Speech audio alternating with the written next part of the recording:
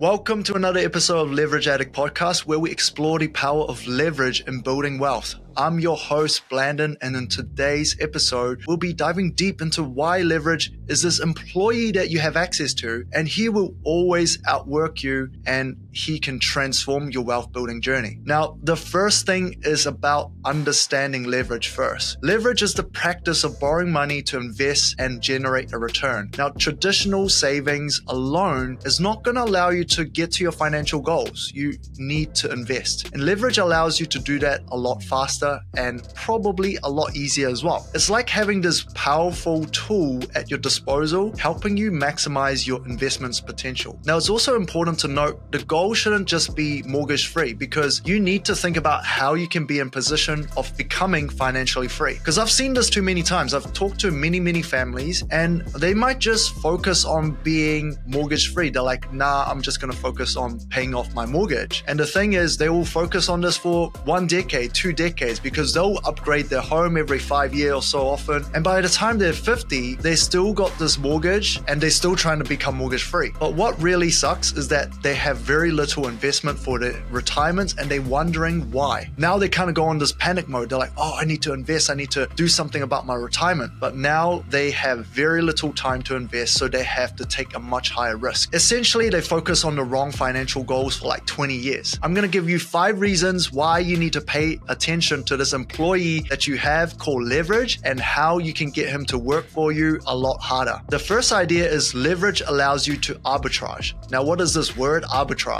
It's basically finding a narrow advantage where you can make money by putting in no money. With properties, you can borrow money from the bank at a lower interest rate and invest in an asset that gives you higher return. So for example, if you borrow money at 6%, you could invest it at 7%. So knowing that you can make 1%, why would you not do it infinitely? Because you'll be making money off someone else's money. Now, of course, you want to find assets that's going to allow you to earn you a lot more than just 1%, because everyone kind of have this limited leverage that they have access to. So you should maximize that. Look for investments that's going to earn you a lot higher than the interest rate, so you can effectively earn free money and boost your overall investment gains. And I always want to remind you, because even though we talk about capital gains at 7%, properties also gives you a return on cash flow, right? If you just invest like a 3-bedroom, it's going to give you like 4%. It's not going to be cash flow positive. So that means you'll be paying more money into that property every single week, but the upside is that you'll get capital gains. And I don't think that's the best way to invest, because if you invest, the reason why is you're either getting very good capital improvement, meaning you can develop it in the future and make like $1 million, or you are cash flow positive on day one. You don't have to put in more money, and you're getting the capital gains as a bonus. So if we bring this back to the equation of borrowing money at 6%, let's say you can buy a property that has 8% cash flow. It's going to pay for majority of everything, and then it's got an extra 6% capital gains. So now really you're making 6% more on the arbitrage. The second thing that you need to understand is that it will unlock your dead money. Now, if you have a property that you have built up significant equity on because you've had it for years and you've paid off the mortgage, you've been prudent with it, that equity is still going to go up in value, right? Because you hold on to the property, you've seen it, you hold it for 10 years, it's going to go up in value. But that equity is not working as hard as it can, because you can go back to the bank and say, hey, can I borrow this money that is in my property for 6%? If you take it out and just buy what we talked about in the first point, is like, well, you can find a cash flow positive property where you don't have to pay for any of the interest, and then all of the capital gains on that property is going to be absolute bonus. So leverage allows you to unlock that dead money that's sitting in your property that's doing very little. The third thing is that you can leverage for higher returns. If you buy an asset at 6% and you put in cash, let's say $1 million, you're getting $60,000 on your $1 million, right? That's 6% return. But in a property, you don't have to come up with all of the cash. Let's say if you buy $1 million property, you only have to put in some money. If you buy $1 million property, you only have to put in 35%, meaning you put in $350,000. So you're still getting that $60,000 capital gains on that $1 million. But what happens is the money that you have put in is only $350,000. So your return is not 6% because 60,000 divided by 350 is 17%. You have essentially tripled your return because you're using leverage. Now, if you're buying a property 100% financed just using equity, your return is actually infinite, right? If you look at a maths equation, you put in nothing and you're getting $60,000 of capital gains because it's cash flow neutral, your return is infinite. Now, of course, that doesn't account for the opportunity cost because if you put that leverage in one property, you won't be able to put that leverage in another property. So you want to find a property that is going to be getting the best result for you long term. And that's why we always talk about learning as much as you can about property so that you can find the best asset that's going to give you the long-term growth.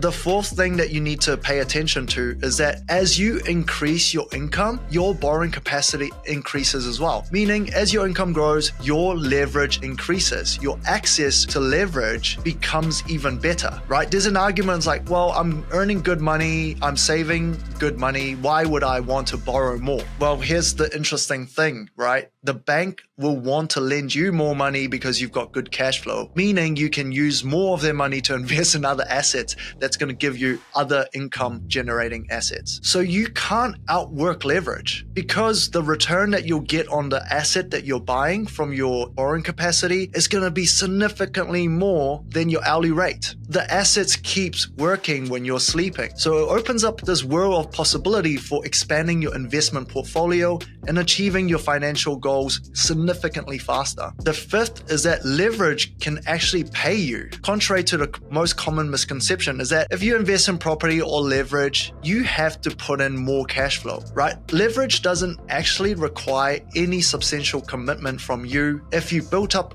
good equity, you can put it in positive cash flow assets. Now, just because you talk to some lady or some guy that says, hey, if you buy this property from a developer, you have to put in $300, $350 a week. And then over time, that asset's going to grow. You're going to pay off some of the principal. And then eventually it's going to pay you money. That's not the representation of all investing. There are a lot of properties that you can buy that will be cash flow positive on day one. Now, understand, right? Interest rates have gone up. Regulations have changed. There's no tax deductibility on mortgage repayments. But just because the rules are changing, the game hasn't. So you just need to explore new strategies and capitalize on the current dynamics. You have to set up your investment in a way that fits with the current conditions, right? One simple thing is that, well, you don't actually have to pay down the principal on your investment. If it's cash flow positive, you would just leave it on interest only. And when you have more capital on hand that you can't really find a better investment opportunity, you can just pay a lump sum of that mortgage. Just because it's on interest only, it doesn't mean that you're not paying off the mortgage. And I want to give you a real life example, right? Because we've seen in the last 18 months, interest rate went from 2.5% to 6.5%. Of course, any normal person's going to be a little bit worried about their cash flow, maybe very worried. And instead of thinking about just selling a property and then paying off more debt, I thought about how I can add more cash flow positive properties into my portfolio. So at the end of the last year, I bought a multi-unit, including all of the renovation costs. It was $600,000. Now I put in a small deposit of around $35,000 and the rest came from the equity on my property portfolio. So my outgoings on this property is going to be the interest rate around 6%. On investments, I always fix long term. So it's like 6%. So at the time, it was something like 5.99% for 3 years to 5 years. So why did I buy this multi-unit? Well, first of all, I could get interest deductibility on my mortgage repayment because I rented it out to a social housing. The advantage of a social housing contract is that, contrary to most belief, it actually minimizes your maintenance costs because in the social housing contract, if there was any damage in the property, they have to fix that and then bring it back to the original state when they hand it back to you. The second most important thing is that I now don't have vacancy rate because there's a lease with a social housing provider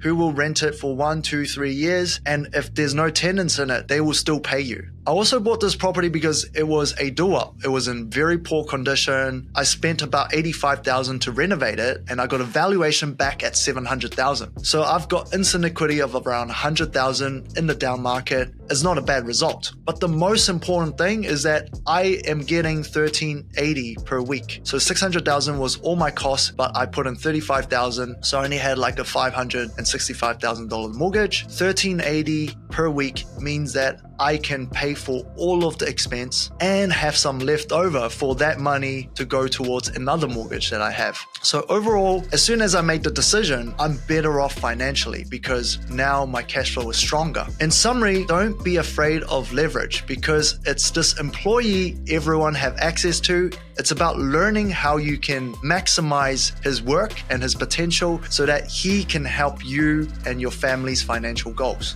Leverage should allow you to work smarter, not harder, and it empowers you to achieve exceptional result on your journey. So if you're not using leverage, this is the best thing you can do in 2023. Commit some time and learn how to use this powerful tool that's going to change the trajectory of your financial future. Thanks for listening, and if you have found value, please smash that like button and share it with one friend who will benefit from this episode. Until next time, I'll see you guys again.